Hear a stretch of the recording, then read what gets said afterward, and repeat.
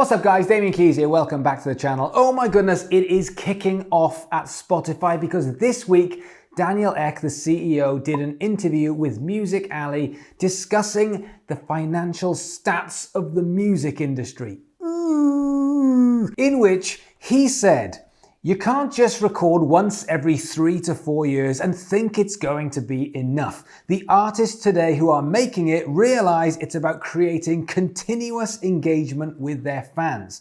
It's about putting the work in. It's about storytelling around the album and about continuous dialogue with your fans. The industry retaliated and it responded with the likes of Mike Mills from REM who tweeted, actually, I can't read that one. Also, Sebastian... Oh, no, wait, I can't read that one either. Is there any I can read? Yes, okay. So, Nadine Shah, she asked the whole music community to come together to demand change, while Zola Jesus said Ek refuses to believe there is a difference between commodities and art. The thing is, there's a lot of what Daniel Ek that is saying that is right. The problem isn't so much what he said, it's kind of who it's coming from, because if you think about it, he is the oppressor to many musicians, and what he is saying is that times have changed.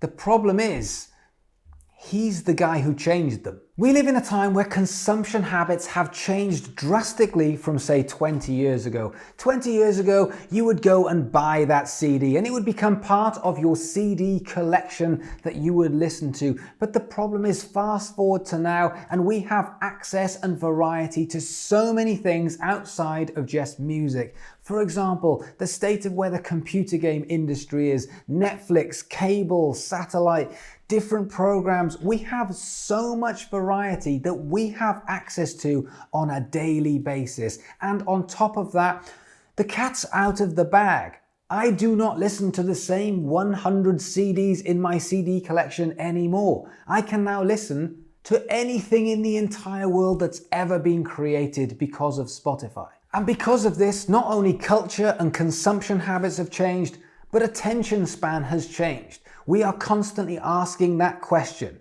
Great, what's next? What's next? What's next? What can I have now? What can I do now? What's next? That is the society we live in. But that doesn't help when it comes to artists getting paid a decent amount when it comes to streaming, because in order to make 1 hour of minimum wage, you need to get a song played 3,000 times, which means if you want to get paid minimum wage across the month, that means you probably have to get about 400 to 500,000 spins every single month, which works out at about 14 to 15,000 plays every single day. And that is just for one person. What happens if there's a band and a manager and a label? All of a sudden, you need a lot of plays. And Daniel Ek knows this. He's the guy looking at the stats. He's seeing it from the front. The problem is, he's the oppressor. He is the boss who is throwing scraps onto the floor from the big feasted table. And the musicians are on the floor saying, I'm working my ass off and I'm getting scraps from the table. Meanwhile, you are making billions. Spotify is geared up to reward catalog recordings, a library of recordings, because the more you have on there, the better it is, which is where the labels will win, because they have a huge library of material that they are getting money for. This does not help the independent artist who might only have one album or a few songs on Spotify. So what happens if everyone boycotted Spotify? What happens if the whole music industry said, no, no more, not doing that, we don't need Spotify, and Spotify went under?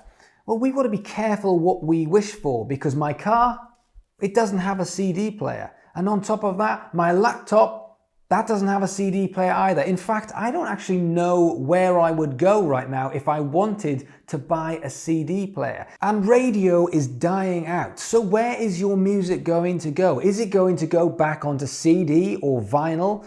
Is it going to go on SoundCloud? Are you just going to be putting it out on YouTube or Facebook? Where will your music go? We also have to think about the consumption of the world. I do remember a time when I had a CD collection, and therefore I would play music depending on what I had in my CD collection, and I would grow it, whether that would be going to the shop and buying new CDs, or whether it be going to a CD fair where I could go and find cool old stuff and buy that secondhand. But those days are gone.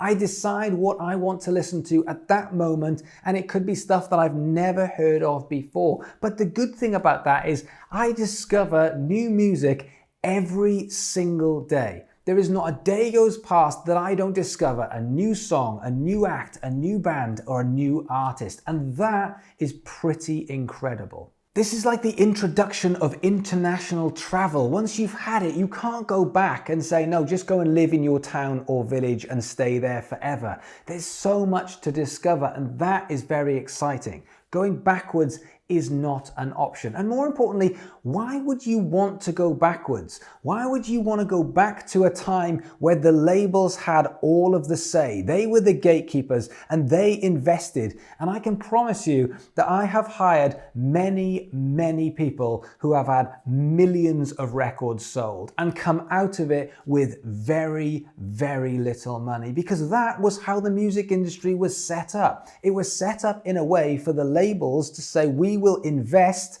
but we will find ways of taking all of the money.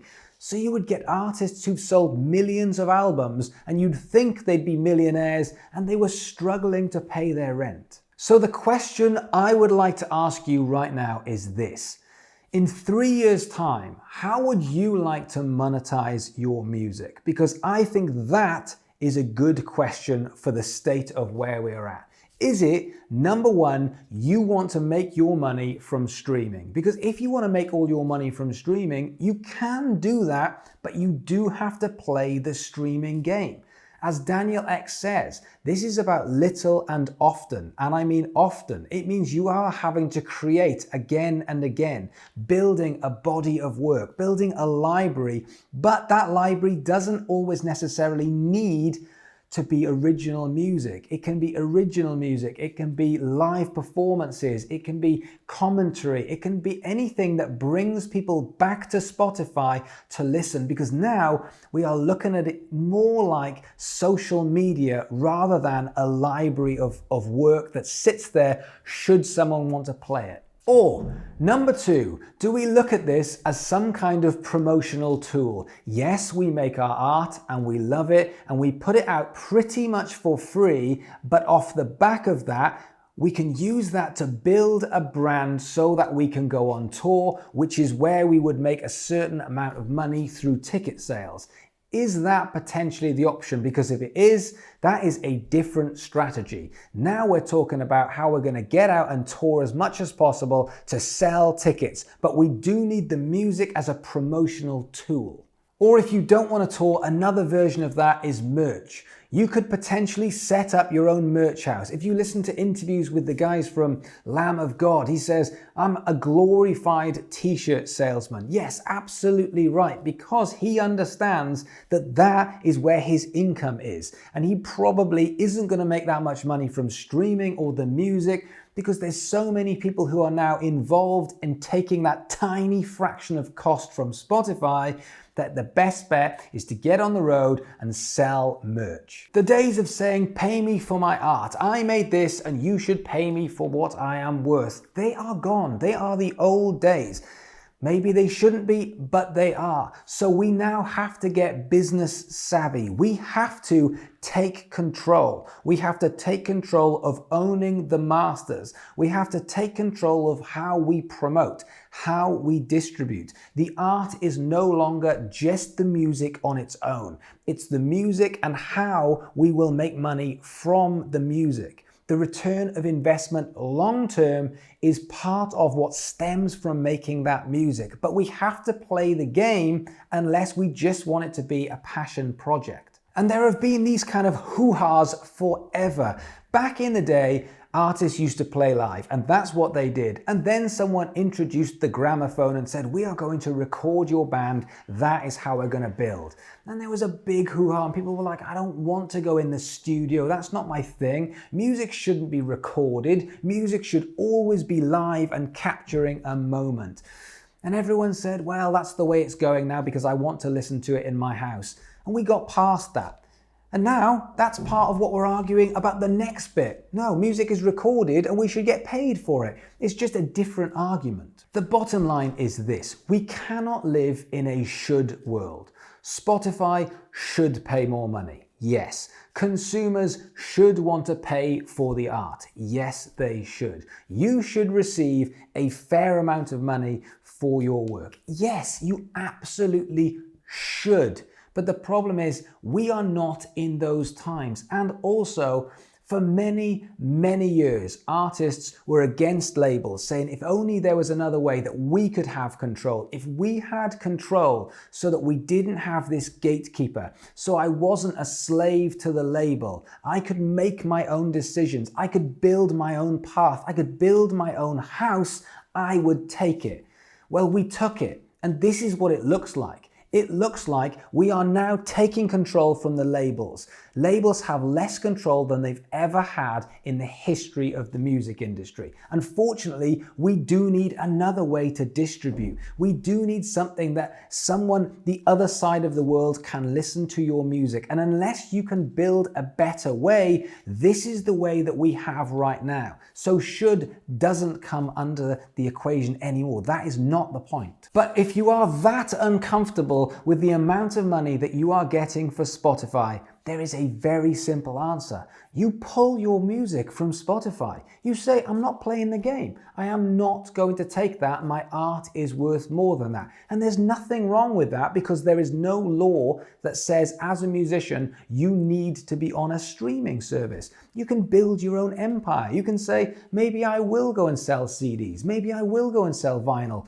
Maybe I'll just do live performances and I won't do any recorded music. You get to decide. That is the power of where we are at. But if you are going to play the streaming game, if you are going to go on Spotify and try and get money for streaming, then you do have to play a different game than the one that we have done traditionally for the last 20, 30, 40 years. Daniel Ek is right. I don't think he was the person to come out and say this because it feels like he's the boss telling off the employees. But at the same point, he got something very, very right. Times have changed. Consumption habits are changing all of the time. And right now, it is about little and often. It is about drip feeding so that you can give pieces of excitement again and again in order to build momentum. And then while building that momentum, you are not just building a library, which then can potentially build up a streaming revenue, but also there are other paths for you to build that return of investment. But guys, change my mind if you think I am wrong. Just don't put should, because I agree with you. If it's a should argument, I 100% agree. I want you to get paid lots more money. I want you to get paid for your art. That should happen. I am in agreement with you. Unfortunately, should doesn't actually happen right now. So thank you so much for watching. If you can do me a favor, if you can like and subscribe, because that does help the old algorithm. And more importantly, if you are looking for more ways to develop your business skills to attach that to your art, then don't forget, I have got a Music Business Academy, which at the moment has a 14-day free trial. And in that, there's a lot of content and courses, interviews, and also you get a lot more access with me because I do live sessions twice a week. So if that helps, there is a link down below. But more importantly, come and be a part of this community because I'm so proud of watching you guys grow. Thanks for watching, and I'll see you guys soon.